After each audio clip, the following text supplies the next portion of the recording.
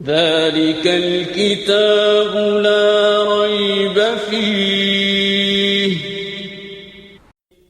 بسم الله الرحمن الرحيم الحج أشهر معلومات فمن فرض فيهن الحج فلا رفث ولا فسوق ولا جدال في الحج وما تفعلوا من خير يعلمه الله وتزودوا فإن خير الزاد التقوى واتقون يا أولي الألباب. హజ్ జరిగే నెలలు అందరికీ తెలుసు. ఈ నెలల్లో హజ్ చెయ్యాలని సంకల్పించుకున్న వ్యక్తి తన వల్ల హజ్ దినాలలో ఎలాంటి కామచేష్ట కానీ, పాపకార్యం కానీ, వివాదం వాదులాట కానీ సంభవించకుండా జాగ్రత్త పడాలి. మీరు చేసే సత్కార్యం ఏదైనా అది అల్లాహకు తెలిసే ఉంటుంది. హజ్ ప్రయాణంలో అవసర సామాగ్రి వెంట పెట్టుకోండి. అయితే అత్యుత్తమ ప్రయాణ సామాగ్రి ధర్మనిష్ట. కాగా వివేచనాపరులారా, నా అవిధేయతకు దూరంగా మసులుకోండి. తన వల్ల హజ్ దినాలలో ఎలాంటి కామచేష్ట కానీ, ఇహ్రాం కట్టుకున్న స్థితిలో భార్యాభర్తల మధ్య కేవలం దాంపత్య సంబంధం ఒక్కటే నిషిద్ధం కాదు, వారిద్దరి మధ్య కామ కోరికల్ని రేపేటటువంటి సంభాషణ కూడా జరగరాదు. పాపకార్యం కానీ, పాపపు కార్యాలు సమస్తం స్వయాన ధర్మవిరుద్ధమైనవే అయినా ఇహ్రాం స్థితిలో వాటి పాపగుణం మరింత తీవ్రమవుతుంది. వివాదం వాదులాట కానీ సంభవించకుండా జాగ్రత్త పడాలి. చివరికి నౌకరును మందలించడం కూడా ధర్మసమ్మతం కాదు. కాగా వివేచనాపరులారా, నా అవిధేయతకు దూరంగా మసలుకోండి. అజ్ఞాన కాలంలో హజ్ యాత్రలో ప్రయాణపు అవసరాలు, ఖర్చులు వగైరా తీసుకువెళ్లడం ఒక ప్రాపంచిక చర్యగా పరిగణించబడేది. ఒక ధార్మిక వ్యక్తి దైవగృహం వైపునకు వెళ్ళేటప్పుడు ప్రాపంచిక సామాగ్రిని తీసుకోకుండానే బయలుదేరాలని ఆశించబడేది. ఈ ఆయతులో వారి ఈ తప్పుడు భావాలను ఖండించడంతో పాటు ఈ విషయాలు తెలపడం జరిగింది. ప్రయాణావసరాలు తీసుకోకుండా పోవడం ఎటువంటి సత్కార్యమూ కాదు. అసలు సత్కార్యం దైవభీతి, దేవుని ఆజ్ఞల ఉల్లంఘనకు పాల్పడకుండా ఉండటం, జీవితాన్ని పరిశుద్ధంగా ఉంచుకోవడం మాత్రమే. తన నైతిక నడవడిని సవ్యంగా ఉంచుకోకుండా, దైవానికి భయపడకుండా దుష్కార్యాలు ఆచరించే యాత్రికుడు చద్దిమూట కూడా లేకుండా బయటికి ఒక భిక్షువులా తన్ను తాను ప్రదర్శించుకున్నా అంతా నిష్ప్రయోజనం. దైవము మానవులు ఉభయులు దృష్టిలోనూ అతడు పరాభవం పాలవుతాడు. దానితో పాటు తాను ఏ ధార్మిక కార్యానికై యాత్ర చేస్తున్నాడో దాన్ని అవమానించిన వాడవుతాడు. కానీ అతని ఆంతర్యంలో దైవభీతి ఉండి అతని నడవడి సవ్యంగా ఉన్నట్లయితే అతని ప్రయాణావసరాలు ఎంత గొప్పగా ఉన్నా దైవం దృష్టిలోనూ అతనికి గౌరవం లభిస్తుంది. మానవులు కూడా అతన్ని ఆదరిస్తారు. ليس عليكم جناح أن تبتغوا فضلا من ربكم فإذا أفضتم من عرفات فاذكروا الله عند المشعر الحرام واذكروه كما هداكم وإن كنتم من قبله لمن الضالين ثم أفيضوا من حيث أفاض الناس واستغفروا الله إن الله غفور رحيم. మీరు ఒకవేళ హజ్తో పాటు అల్లాహ్ కటాక్షాన్ని అన్వేషిస్తూ పోతే అందులో తప్పేమీ లేదు. మరి అరఫాత్ నుండి బయలుదేరినప్పుడు మష్అరే హరం ముజ్దలిఫా వద్ద ఆగి దైవాన్ని సంస్మరించండి. ఆయన మీకు బోధించిన విధంగానే ఆయన్ని సంస్మరించండి. ఇంతకు పూర్వమైతే మీరు తప్పు త్రోవ నడిచేవారు. ఆ తరువాత అందరూ మరలే చోట నుండి మీరున్నూ మరలండి. అల్లాహను క్షమాపణకై అర్థించండి. నిశ్చయంగా ఆయన ఎంతో క్షమించేవాడు, మరెంతో కరుణించేవాడు. అల్లాహ్ కటాక్షాన్ని అన్వేషిస్తూ పోతే అందులో తప్పేమీ లేదు. హజ్ యాత్ర సమయంలో జీవిక సంపాదనకు కృషి చెయ్యడాన్ని ప్రాచీన అరబ్బులు అపచారంగా భావించేవారు. ఇది వారి అజ్ఞానపూర్వకమైన భావన. ఎందుకంటే వారి దృష్టిలో బ్రతుకు తెరువు సంపాదించడం అనేది ఒక ప్రాపంచిక కార్యం. హజ్ లాంటి మతపరమైన కార్యం మధ్యన దాన్ని చెయ్యడం చాలా హేయమైనది. ఖురాన్ వారి ఈ భావనను ఖండిస్తుంది. దైవభక్తుడైన ఒక వ్యక్తి దైవాదేశాల పట్ల గౌరవాన్ని దృష్టిలో ఉంచుకుని తన జీవిక కోసం కృషి జరుపుతున్నాడంటే వాస్తవానికి అతను తన ప్రభు అనుగ్రహాన్ని అన్వేషిస్తున్నాడన్నమాట. అతను ఒకవేళ తన ప్రభు ప్రసన్నత పడేయడానికి ప్రయాణం చేస్తూనే ఆయన ఈ అనుగ్రహాన్ని అన్వేషిస్తూ పోతే అందులో ఎలాంటి దోషమూ లేదు అని కూడా దివ్య ఖురాన్ వారికి తెలుపుతుంది. ఇంతకు పూర్వమైతే మీరు తప్పు త్రోవ నడిచేవారు అంటే అజ్ఞాన కాలంలో దైవారాధనతో పాటు బహుదైవారాధనకు సంబంధించిన ఏ మూఢాచారాల మిశ్రమం జరుగుతూ ఉండేదో దాన్నంతటినీ వదిలివేసి ఇప్పుడు మీకు అల్లాహ్ ఏ మార్గదర్శకత్వం హితబోధను ప్రసాదించాడో దానికి అనుగుణంగా అంతశుద్ధితో కేవలం పరమోన్నత ప్రభువైన అల్లాహ్ ఆరాధనే చెయ్యండి. అల్లాహ్ను క్షమాపణకై అర్థించండి. హజరత్ ఇబ్రాహీం ఇస్మాయిల్ అలీహిస్సలాం కాలం నుండి అరేబియాలో సాధారణంగా హజ్ చేసే పద్ధతి ప్రకారం జిల్హజ్ 9వ తేదీన మీనా నుండి అరఫాత్కు వెళ్ళేవారు. రాత్రి అక్కడ నుండి తిరిగి ముజ్దలిఫా వచ్చి మకాం వేసేవారు. కానీ ఆ తరువాతి కాలంలో క్రమంగా ఖురైష్ తెగవారి పౌరోహిత్యం సుస్థాపితమైనప్పుడు వారు మేము హరం కాబాకు చెందిన వారము, సాధారణ అరబ్బులతో పాటు అరఫాత్ మైదానం వరకు వెళ్ళడం మా హోదాకు తగనిది అని చెప్పేవారు. అందువల్ల తమ టీవీని ప్రత్యేకతను నిలుపుకొని కేవలం ముజ్దలిఫా వరకే వెళ్ళి తిరిగి వచ్చేసేవారు. సాధారణ ప్రజలను అరఫాత్ వరకు వెళ్ళడానికి వదిలివేసేవారు. ఆ తరువాత ఈ ప్రత్యేకతనే బనీ ఖుజా, బనీ ఖినాన్ ఇంకా ఖురైష్ ప్రజలు ఏ తెగలతో వివాహాది సంబంధాలు ఏర్పరచుకున్నారో వారందరికీ లభించింది. చివరికి పరిస్థితి ఎంతవరకు వెళ్ళిందంటే ఏ తెగలైతే ఖురైష్తో ఒడంబడికలు చేసుకున్నాయో వారి హోదా హుందాతనం కూడా సాధారణ అరబ్బుల కన్నా ఎంతో పెరిగిపోయింది. వారును అరఫాత్ మైదానానికి వెళ్ళడం మానుకున్నారు. ఈ గర్వం దురహంకార విగ్రహాన్ని ఈ ఆయతులో తునాతునకలు చెయ్యడం జరిగింది. ఆయతులో ఖురైషీలుని వారి బంధువులు ఒడంబడికదారులైన తెగల్ని ప్రత్యేకంగా సంబోధించడం జరిగింది. సాధారణ సంబోధన మాత్రం భావిలో ఇటువంటి వివక్షతలు తమకై ప్రత్యేకించుకోవాలనుకునే వారందరికీ వర్తిస్తుంది. ప్రజలందరూ ఎంతవరకు వెడతారో వారితో పాటే వెళ్ళండి, వారితో పాటే మకాం చెయ్యండి, వారితో పాటే వెనక్కి తిరిగి రండి అని వీరిని ఆదేశించడం జరిగింది.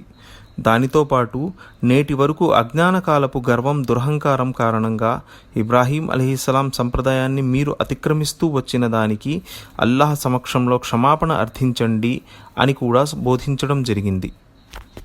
فإذا قضيتم مناسككم فاذكروا الله كذكركم آباءكم أو أشد ذكرا فمن الناس من يقول ربنا آتنا في الدنيا وما له في الآخرة من خلاق ومنهم من يقول ربنا آتنا في الدنيا حسنة وفي الآخرة حسنة وقنا عذاب النار أولئك لهم نصيب مما كسبوا والله سريع الحساب واذكروا الله في أيام معدودات فمن تعجل في يومين فلا إثم عليه ومن تأخر فلا إثم عليه لمن اتقى واتقوا الله واعلموا أنكم إليه تحشرون. ఆ పైన మీరు మీ హజ్ లాంఛనాలను నిర్వర్తించడం పూర్తి చేసి పూర్వం మీ తాత ముత్తాతలను స్మరించిన తీరులో ఇంకా దానికన్నా ఇతోధికంగానే ఇప్పుడు దైవాన్ని సంస్మరించండి. కానీ దైవాన్ని సంస్మరించే వారిలోనూ వ్యత్యాసముంది. కొందరు మా ప్రభు ఈ ప్రపంచంలోనే మాకు సర్వం ప్రసాదించు అని ప్రార్థిస్తారు. ఇలాంటి వారికి పరలోకంలో ఏ వాటా దొరకదు. మరికొందరు ఇలా అర్థిస్తారు, మా ప్రభు మాకు ఇహలోకంలోనూ శుభాలనివ్వు, పరలోకంలోనూ శుభాలనే అనుగ్రహించు, నరకాగ్ని బాధ నుండి మమ్మల్ని కాపాడు. ఇలాంటి వారికి వారు సంపాదించుకున్న దాని ప్రకారం ఉభయలోకాల్లోనూ వారి వాటా ప్రాప్తమవుతుంది. లెక్కలు పరిష్కరించటానికి అల్లాహకు ఏమాత్రం ఆలస్యం జరగదు. ఈ కొద్దిపాటి నిర్ణీత దినాలను మీరు అల్లాహను సంస్మరిస్తూ గడపాలి. అయితే ఎవరైనా త్వరపడి 2 దినాలకే మరలిపోతే అందులో తప్పు లేదు. కొంత జాగు చేసి మరలినా తప్పు లేదు. ఇంతకు ఈ దినాలను అతను నిష్ఠాపర్వతంతో గడపాలి. అల్లాహ్ అవిధేయతకు దూరంగా మెలగండి. బాగా తెలుసుకోండి, ఒక రోజున మీరంతా ఆయన సన్నిధిలో తప్పక హాజరు కావలసి ఉంది. ఇంకా దానికన్నా ఇతోధికంగానే ఇప్పుడు దైవాన్ని సంస్మరించండి. అరబులు హజ్ ముగిసిన తరువాత మీనాలో సమావేశాలు జరిపేవారు. వాటిలో ప్రతి తెగవారు తమ తాత ముత్తాతల ఘనకార్యాలను సగర్వంగా ఏకరువు పెట్టేవారు. తమ తమ గొప్ప ధనాల డాంబికాలు చెప్పుకునేవారు. దీన్ని దృష్టిలో ఉంచుకొని ఈ అజ్ఞానకాలపు విషయాలను వదిలివేసి ముందు ఏ సమయాన్నైతే వ్యర్థ కార్యకలాపాల్లో వ్యయపరిచేవారో దాన్ని ఇప్పుడు దైవదాస్యంలో ఆయన సంస్మరణలో గడపండి. ఈ సంస్మరణ మీనాలో మకాం చేసే కాలంలో చేయవలసిన సంస్మరణ అని భావం. ఎవరైనా త్వరపడి 2 దినాలకే మరలిపోతే అందులో తప్పు లేదు. కొంత జాగు చేసి మరలినా తప్పు లేదు. అంటే తష్రీక్ జిల్హజ్ 10 నుండి 13 వరకు రోజుల్లో మీనా నుండి మక్కా వైపునకు మరలిపోవడం జిల్హజ్ 12వ తేదీన జరిగినా లేక 13వ తేదీ జరిగినా 2 విధాలా అందులో తప్పు లేదు. అసలు ప్రాముఖ్యత మీరు ఎన్ని రోజులు బస చేశారన్నది కాదు, అక్కడ ఎన్ని రోజులున్నా ఆ రోజుల్లో దైవంతో మీ సంబంధం ఎలా ఉండింది, దైవదాస్యంలో నిమగ్నులై ఉన్నారా లేక సంతల్లో సంబరాల్లో పడిపోయారా అన్నదే ముఖ్యం. ومن الناس من يعجبك قوله في الحياة الدنيا ويشهد الله على ما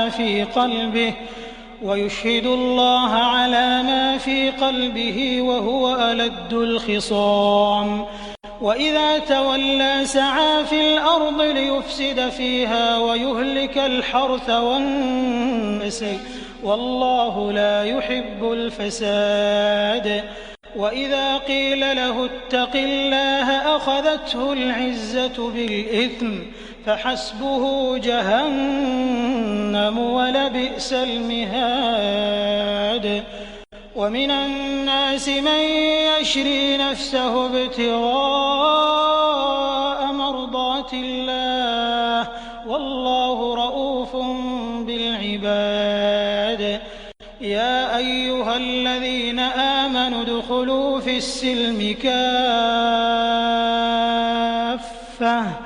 ولا تتبعوا خطوات الشيطان إنه لكم عدو مبين.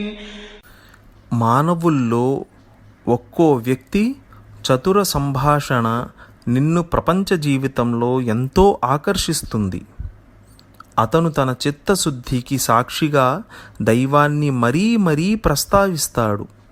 కానీ నిజానికి అతను అతి హేయమైన సత్య విరోధి. అతనికి అధికారం ప్రాప్తమైనప్పుడు భువిలో అతని కార్యకలాపాలన్నీ కల్లోలం రేపడానికి, పంటలు నాశనం చెయ్యడానికి, మానవ సంతతిని హతమార్చడానికి పరిమితమవుతాయి. నిజానికి అతను సాక్షిగా పేర్కొన్న అల్లాహ్ కల్లోలమంటే అసలే ఇష్టపడడు. అల్లాహ్కు భయపడమని అతనితో అన్నప్పుడు బూటకపు ఆత్మగౌరవం అతన్ని పాపంలో మరింత కూరుకుపోయేలా చేస్తుంది. ఇలాంటి వ్యక్తికి నరకమే తగు. ఎంతటి దుష్ట నివాసమది! మరోవైపున ఈ మానవుల్లోనే దైవ ప్రసన్నతను సాధించటానికి తమ ప్రాణాలను పణంగా పెట్టేవారు కొందరున్నారు. ఇలాంటి దాసులపైనే అల్లాహ్ ఎంతో దయ చూపుతాడు. విశ్వసించిన వారులారా, మీరు ఇస్లాంలోకి పూర్తిగా వచ్చేయండి. శైతాన్ అడుగుజాడల్లో నడవకండి. నిస్సందేహంగా వాడు మీకు బద్ధ శత్రువు. అతను తన చిత్తశుద్ధికి సాక్షిగా దైవాన్ని మరీ మరీ ప్రస్తావిస్తాడు. అంటే అతడు ఇలా అంటూ ఉంటాడు, దైవం సాక్షిగా నేను కేవలం మంచిని కోరుకుంటున్నాను. నేను నా స్వప్రయోజనాల కోసం కాదు, కేవలం సత్యం కొరకు, ధర్మం కొరకు లేదా ప్రజా శ్రేయస్సు కొరకు మాత్రమే కృషి చేస్తున్నాను. కానీ నిజానికి అతను అతి హేయమైన సత్య విరోధి. మూలంలో అలద్దుల్ ఖిసామ్ అన్న పదం ప్రయోగించడం జరిగింది. అత్యంత ప్రమాదకర శత్రువు అని దీని అర్థం. సత్య విరోధంలో సాధ్యమైన ప్రతి కుయుక్తిని ప్రయోగించేవాడు ఏ అబద్ధాన్నైనా, ఏ ద్రోహాన్నైనా, ఎలాంటి వాగ్దాన భంగాన్నైనా, ఎలాంటి అక్రమాన్నైనా, మరెంతటి వక్రమమైన ఎత్తుగడలనైనా ప్రయోగించడానికి జంకనివాడు అని భావం. అతనికి అధికారం ప్రాప్తమైనప్పుడు. మూలంలో ఇజా తవల్లా అనే పదం ప్రయోగించబడింది. దీనికి రెండు అర్థాలు సాధ్యం. ఒకటి పైన మేము అనువాదంలో సూచించినది. రెండవది అతను మనస్సును రంజింపజేసే తీయని మాటలు పలికి మరలినప్పుడు ఆచరణలో ఇలాంటి దుష్ట చేష్టలు బయట పెడతాడు అన్నది. మీరు ఇస్లాంలోకి పూర్తిగా వచ్చేయండి అంటే ఎలాంటి మినహాయింపులు, సంకోచాలు లేకుండా మీ జీవితం మొత్తాన ఇస్లాం పరిధిలోకి తీసుకురండి. మీ భావాలు, మీ సిద్ధాంతాలు, మీ విజ్ఞాన శాస్త్రాలు, మీ ఆచార వ్యవహారాలు, మీ సంబంధ బాంధవ్యాలు, మీ కృషి ఆచరణ మార్గాలు సమస్తం పూర్తిగా ఇస్లాం ఆధీనంలోకి రావాలి. మీరు మీ జీవితాన్ని విభిన్న విభాగాల్లో విభజించి కొన్నింటిలో ఇస్లాంను అనుసరిస్తూ మరికొన్నింటికి దీని అనుకరణకు నుండి మినహాయింపు ఇవ్వడం అన్నది జరగరాదు. فَإِن زَلَلْتُم مِّن بَعْدِ مَا جَاءَتْكُمُ الْبَيِّنَاتُ فَاعْلَمُوا أَنَّ اللَّهَ عَزِيزٌ حَكِيمٌ هَلْ يَنظُرُونَ إِلَّا أَن يَأْتِيَهُمُ اللَّهُ فِي ظُلَلٍ مِّنَ الْغَمَامِ وَالْمَلَائِكَةُ وَقُضِيَ الْأَمْرُ وَإِلَى اللَّهِ تُرْجَعُ الْأُمُورُ. అతి స్పష్టమైన నిదర్శాలు మీకు అందిన తరువాత కూడా మీరు జారిపడితే బాగా గుర్తుంచుకోండి, అల్లాహ్ అన్నిటా ఆధిక్యత గలవాడు, విజ్ఞత వివేచనాలున్నవాడు. ఈ సమస్త బోధనలు, నిర్దేశాలు పొంది కూడా జనం బాగుపడకపోతే వీరు నిరీక్షిస్తున్నారా? అల్లాహ్ మేఘఛాయలో దైవదూతల బృందాల మధ్య స్వయంగా వారికి ప్రత్యక్షమవ్వాలని, చివరి తీర్పే జరగాలని కోరుకుంటున్నారా? చివరికి వ్యవహారాలన్నీ అల్లాహ్ సన్నిధికే చేరవలసి ఉన్నాయిగా. అల్లాహ్ అన్నిటా ఆధిక్యత గలవాడు, విజ్ఞత వివేచనాలున్నవాడు. అంటే ఆయన గొప్ప శక్తిని కలిగి ఉన్నాడు. తన పట్ల అపరాధం చేసిన వారిని ఎలా శిక్షించాలో కూడా ఆయనకు బాగా తెలుసు అని అర్థం. చివరి తీర్పే జరగాలని కోరుకుంటున్నారా? ఈ పదాలు గమనార్హమైనవి. వీటి ద్వారా ఒక ముఖ్యమైన యథార్థం వెలుగులోకి వస్తుంది. ఈ ప్రపంచంలో మనిషికి ఎదురయ్యే పరీక్ష అంతా కేవలం అతడి వాస్తవికతను ఇంద్రియ జ్ఞానంతో గ్రహించకుండా విశ్వసిస్తాడా లేదా, విశ్వసించిన తరువాత దైవం పట్ల అవిధేయతకై స్వేచ్ఛ ఉన్నప్పటికీ దైవ విధేయతను అవలంబించే నైతిక శక్తిని కలిగి ఉన్నాడా లేదా అన్న విషయాల్లోనే. తదనుగుణంగానే అల్లాహ్ ప్రవక్తల ప్రభవనలోనూ గ్రంథాల అవతరణలోనూ కడకు ప్రవక్తలు చూపెట్టే అద్భుతాల్లోనూ ఈ పరీక్షను విచక్షణ బుద్ధి నైతిక శక్తుల పరీక్షనే దృష్టిలో ఉంచుకున్నాడు. మనిషి అనివార్యంగా నమ్మి తీరడం తప్ప గత్యంతరం లేని రీతిలో యథార్థాన్ని ఎన్నడూ బట్టబయలు చేయలేదు. ఎందువల్లనంటే వాస్తవికతను ఇలా బహిర్గతం చేస్తే ఆ తరువాత పరీక్ష అన్నది అర్థరహితమైపోతుంది. పరీక్షలో మనిషి సాధించే సఫలత నిష్ఫలితలకు అర్థం లేకుండా పోతుంది. ఈ కారణంగానే ఇక్కడ ఈ విధంగా సెలవివ్వడం జరిగింది.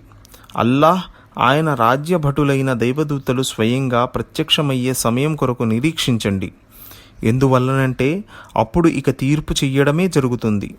అప్పుడు విశ్వసించడం, విధేయతకై తలవంచడం అనే విషయాలకు తావే మిగలదు. వాస్తవికత మీకు కనుమరుగై ఉండి మీరు కేవలం నిదర్శనాల ఆధారంగా దాన్ని స్వీకరించి మీ విఘ్నతను కనబరిస్తే, కేవలం అవగాహన మార్గం ద్వారా అయిన విధేయత ఆజ్ఞాపాలనను స్వీకరించి మీ నైతిక శక్తిని నిరూపించుకుంటే అప్పుడే విశ్వాసానికి విధేయతకు విలువ గౌరవాలు. కానీ వాస్తవికత పరిపూర్ణంగా బట్టబయలై మీ ముందు సాక్షాత్కరించినప్పుడు మీరు మీ చర్మచక్షువులతో వీక్షిస్తూ ఉండగా దైవం తన ప్రచండ అధికార పీఠంపై ఆసీనుడై ఉంటాడు. సర్వసృష్టి ఆయన ఆజ్ఞలను అనుసరిస్తూ ఉంటుంది. దైవదూతలు విశ్వవ్యవస్థ కార్యనిర్వహణలో నిమగ్నులై ఉంటారు. మీ ఈ వ్యక్తిత్వం ఆయన ఆధీనంలో అసక్తతతో సంపూర్ణంగా పట్టుబడి ఉంటుంది. అప్పుడు మీరు విశ్వసిస్తే, విధేయతకై సన్నద్ధులైతే ఈ విశ్వాసానికి ఆ అవిధేయతకు విలువేముంది? అప్పుడైతే ఉక్కులాంటి దైవ తిరస్కారి, నీచాతి నీచమైన అపరాధి, అత్యాచారి కూడా తిరస్కరించడానికి, ఆజ్ఞోల్లంఘనకు సాహసించలేడు. విశ్వసించడానికైనా ఆజ్ఞాపాలన చెయ్యడానికైనా కేవలం తెరలేచే ఆ ఘడియ ఆసన్నమయ్యేంతవరకే వ్యవధి. ఆ ఘడియ వచ్చేసిందంటే ఇక వ్యవధి ఉండదు, పరీక్ష లేదు. అది కేవలం తీర్పునిచ్చే సమయం మాత్రమే.